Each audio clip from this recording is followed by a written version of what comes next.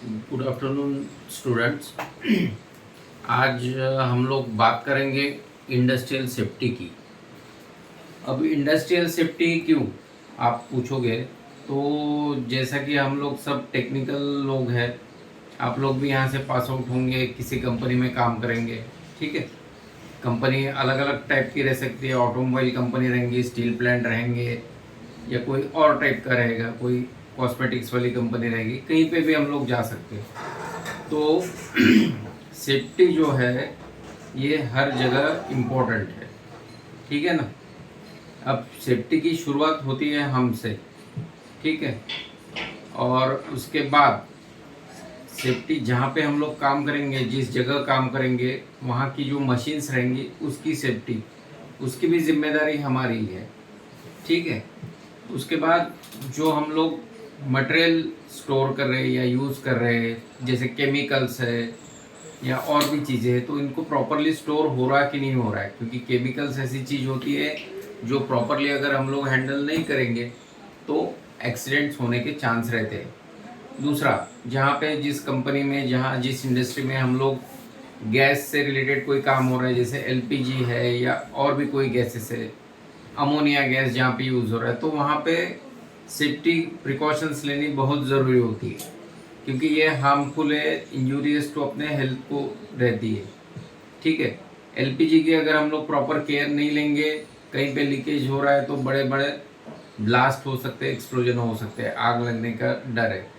Similarly अगर ammonia gas जहाँ पे हो रहा है, तो अमोनिया से अपने को ईचिंग सेंसेशन होता है, खुजली जैसा होता है, आँख में जलन होती है। तो इन सब चीज़ों को हैंडल करने के लिए हमको सेफ्टी प्रिकॉशंस लेनी पड़ेगी। अभी आप लोग पूछोगे कि क्या क्या हम लोग केयर ले सकते हैं, क्या क्या केयर लेनी पड़ेगी। तो कोई भी कंपनी में जब हम लोग ज्वाइन होते हैं, तो वहाँ पे हम लोगों को सबसे पहले क्या प्रोवाइड किया जाता है? Protective equipments, personal protective equipments, जिसको शॉर्ट में पीपीई बोला जाता है। ठीक है। अभी इसमें क्या क्या आता है? इसमें आता है अपना सेफ्टी शूज़, देन हेलमेट, ये तो बेसिक चीज़ हो गई। ठीक। अब आप कहाँ पे काम कर रहे हो, किस डिपार्टमेंट में काम कर रहे हो, उस पर डिपेंड करता है। अगर आप फिटर सेक्शन में काम करेंगे, मेंटेनेंस में काम करेंगे, तो आपको सपोज वेल्डिंग कटिंग का काम कर रहे हैं तो आपको गॉगल्स दिए जाएंगे, सेफ्टी स्क्रीन दी जाएंगी, हैंड ग्लोव सभी लोगों को दिए जाते हैं। जो गर्मी में काम करते हैं पर्टिकुलरली, उनके लिए एस्बेस्टॉस के हैंड ग्लोव्स दिए जाते हैं।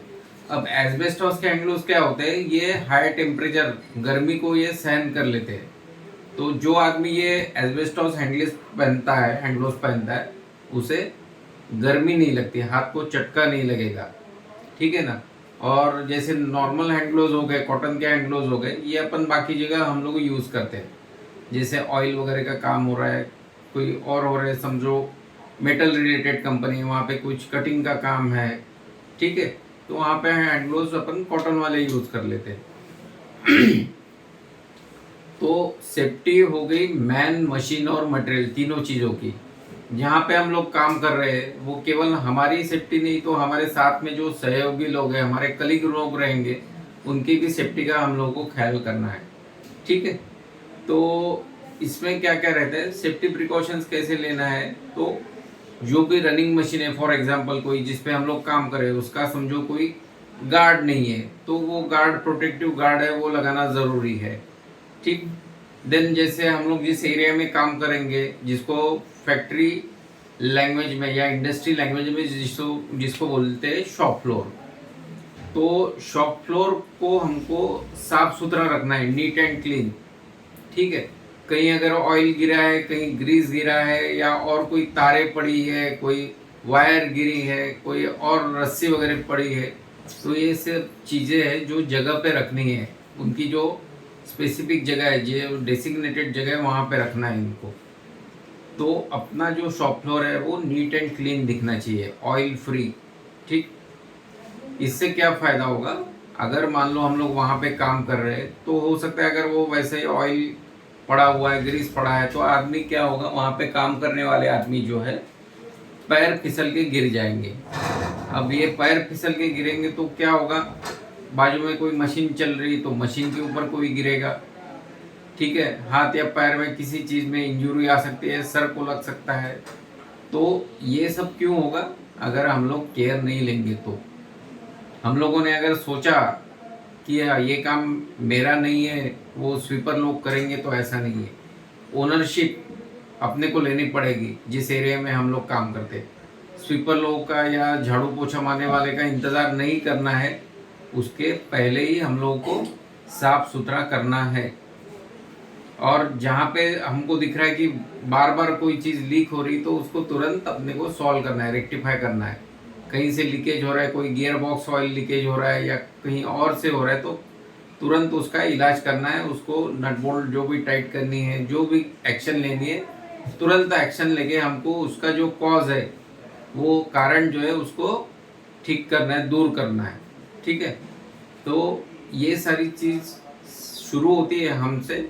लेकिन ये क्योंकि किसी भी इंडस्ट्री में हम लोग काम करेंगे तो ये रहता है टीम वर्क, किसी एक का काम नहीं है, सारे लोग इसमें इन्वॉल्व रहते हैं। तो टीम वर्क में हमको काम करना है, इसके लिए सारों की सेफ्टी अपने साथ जुड़ी हुई है, वैसे ही अपनी सेफ्टी दूसरों के साथ जुड़ी हुई है। दूसरा जो भी हमारा कलीग है उसकी भी सेम यही जिम्मेदारी रहेंगी, जब भी काम करेंगे केयर के साथ करेंगे। अभी जैसे इंडिविजुअल कैसे अपने को केयर लेनी है, मान लो हम लोग कोई गर्मी के पास काम करें तो हमको एस्बेस्टॉस के हैंड ग्लोव्स पहनने पड़ेंगे। ठीक है, अगर फर्नेस के पास काम कर रहे, बड़ी बड़ी भट्टी रहती, वहाँ पे हम लोग को फिर गॉगल लगाने पड़ेंगे, ताकि आँख के ऊपर अपने प्रेशर ना आए, लोड ना आए। नहीं तो हम लोग नंगी आँख से देखेंगे हाई टेम्परेचर 1600-1700 डिग्री, तो आँख हमारी ख़राब हो जाएंगी। ठीक है, हेलमेट तो पहन के रहना ही है, जूते भी पहन के रहना ही है। ठीक है, कई जगह ऐसे हम लोग को शर्ट का भी ख्याल रखना पड़ेगा। हाफ स्लीव्स की शर्ट पहनी जाती है, ताकि क्या होता है, कई बार फुल स्लीव की शर्ट जो पहनते हैं उसमें अपना कोई चीज़ अटक के, हो सकता है हम लोग भी उसके साथ खींचे जाएं और एक्सीडेंट का कारण बने। तो वो भी देखना है कि किस टाइप का हमारा जॉब है। ठीक है, दूसरा है, मान लो हम लोग हाइट पे काम कर रहे हैं, कोई मेंटेनेंस में अगर काम कर रहे हैं, क्रेन के ऊपर काम करना है, तो ऐसे वक्त सेफ्टी का बड़ा ख्याल रखना पड़ेगा। ठीक है, जहाँ पे हम लोग काम कर रहे हैं उसका सप्लाई बंद किया नहीं किया, ये सारा चेक करना पड़ेगा। कोई भी वायर को अगर छू रहे हैं हम लोग, कोई इलेक्ट्रिकल काम कर रहे हैं, तो उसका सप्लाई पहले बंद किया नहीं किया, ये सब देखना पड़ेगा। ठीक है, ऊपर अगर काम कर रहे हैं हम लोग हाइट पे, तो हमें सेफ्टी बेल्ट पहननी पड़ेगी। ठीक है, और दूसरा जैसे बोला कि अगर इलेक्ट्रिकल रिलेटेड काम है तो सप्लाई बंद किया नहीं किया वो देखना पड़ेगा। रबर हैंड ग्लोव्स पहनने पड़ेंगे। ठीक है, सेफ्टी बेल्ट लगानी पड़ेगी ऊपर काम कर रहे हैं तो। और बाकी लोगों को भी इंटीमेशन देना है कि सब लोग जिनका काम नहीं है वो लोग दूर रहेंगे इन सारी चीज़ों से। ठीक है, ये हो गए सेफ्टी के अपन ने जो मेजर्स ले रहे हैं। इसके अलावा कई बार फैक्ट्री में क्या होता है, कंपनियों में जो अपने सेलर है, सेलर मतलब मशीन्स के नीचे वाला हिस्सा में, वहाँ पे बड़े बड़े ऑयल के पावर पैक लगे रहते हैं। पावर पैक मतलब हाइड्रोलिक ऑयल वाली बड़ी सी मशीन, उसमें सारा हाइड्रोलिक ऑयल स्टोर रहता है और मोटर लगी रहती। तो इन हाइड्रोलिक पावर पैक के आसपास का एरिया हमको साफ सुथरा रखना पड़ेगा। इन सेलर में अगर ऑयल का लीकेज होते रहेगा तो वहाँ पे जो भी लोग इंस्पेक्शन के लिए नीचे जाएंगे, जो भी काम करने के लिए जाएंगे, वो पैर फिसल के गिर जाएंगे। दूसरा है, हाइड्रोलिक ऑयल जो रहता है वो आग बड़े जल्दी पकड़ते हैं। मान लो वहाँ कोई कुछ करके, मान लो कोई सिगरेट या बीड़ी पी के कोई मान लो वहाँ तीली फेंक देता है जलती हुई, तो तुरंत वहाँ आग पकड़ लेगी। इसके लिए इन सेलर का भी बड़ा ध्यान रखना पड़ता है। हर जगह अपने को ख्याल रखना ये है कि जो एरिया में हम लोग काम कर रहे हैं वो साफ सुथरा रहना ज़रूरी है।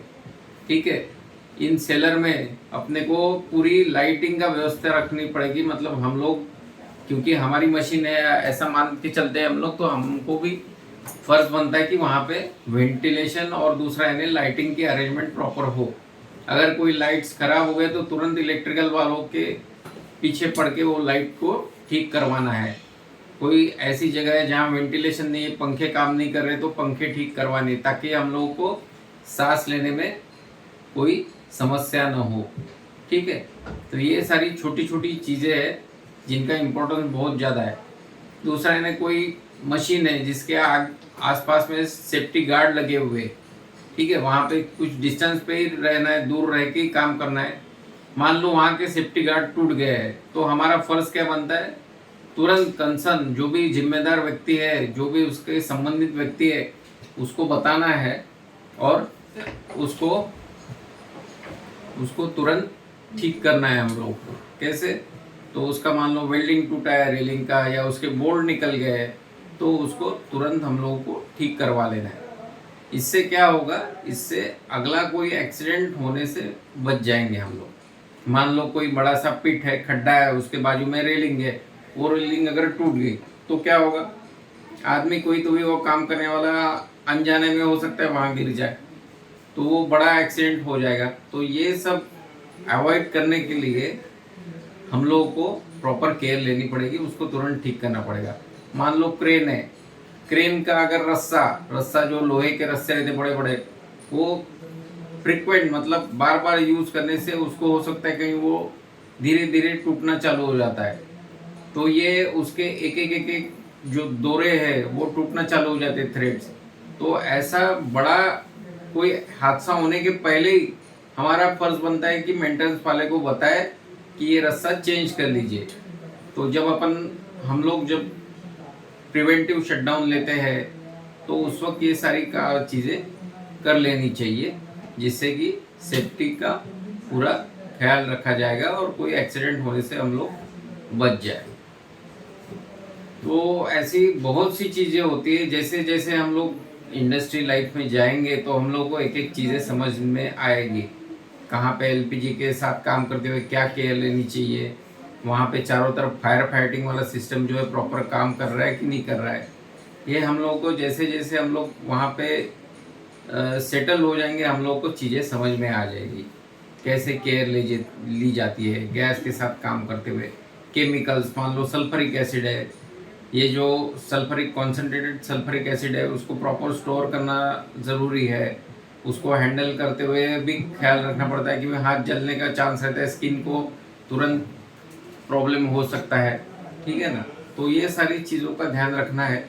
आज हम लोग स्टूडेंट स्टेज में हैं, लेकिन कल के दिन में हम लोग किसी कंपनी के हिस्सा बनेंगे, उसके एम्प्लॉय बनेंगे, तो आज से ही हमारी सेफ्टी की पूरी तैयारी रहनी ज़रूरी है, ताकि कल हम जहाँ पे भी काम करेंगे वहाँ के लिए कोई नुकसानदेह चीज़ ना हो। खुद की सुरक्षा, उसके साथ मशीन की और जो हमारा यूज़ वाला मटेरियल है उनकी सुरक्षा, ये सारे का जिम्मेदारी हमारी रहेगी। इसके लिए आज से ही हम लोग ये प्रण कर लेते हैं कि पूरा सेफ्टी के साथ सुरक्षा के साथ काम करेंगे और अपनी और सारी कंपनी की हम लोग पूरी तरह से केयर लेंगे। Okay, thank you.